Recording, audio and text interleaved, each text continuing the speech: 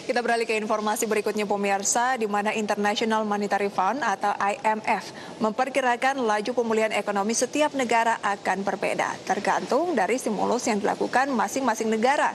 Dan Indonesia masuk dalam kategori negara yang dinilai memiliki potensi pemulihan lebih baik, meski harus ditopang kenaikan utang yang signifikan. Akibat pandemi COVID-19, seluruh negara mengalami penurunan pertumbuhan ekonomi termasuk Indonesia. Berdasarkan laporan terbaru International Monetary Fund atau IMF, dalam konferensi tingkat tinggi G20, Menteri Keuangan Sri Mulyani Indrawati mengemukakan kondisi perekonomian global menghadapi tekanan luar biasa sepanjang 2020, termasuk anggota G20 mengalami kontraksi. Namun posisi Indonesia masih lebih baik, di mana Indonesia diperkirakan mengalami kontraksi 1,5% pada tahun ini, atau berada di posisi kedua di bawah Tiongkok yang positif 1,9%. Oleh karena itu, seluruh negara melakukan dukungan counter-cyclical melalui APBN atau kebijakan fiskal. Artinya peningkatan utang menjadi jawaban untuk mendorong pemulihan ekonomi lebih cepat.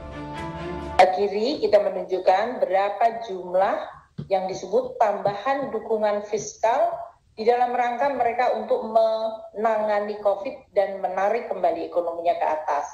Dan Indonesia ada di bagian yang dianggap cukup rendah modest, yaitu di sebelah kanan sesudah Cina dalam hal ini. Dan perubahan dari sisi defisit ini adalah ditujukan mainly adalah untuk memberikan support bagi ekonomi. Berdasarkan pengamatan IMF terhadap negara maju G20, rata-rata angka kenaikan utangnya melonjak di sekitar 130% pada masa pandemi. Sementara itu di Indonesia, utang pemerintah selama ini berada di sekitar 30% dan kemudian naik menjadi 36 hingga 37%. Jakarta, Raharjo Patmo, Ajax.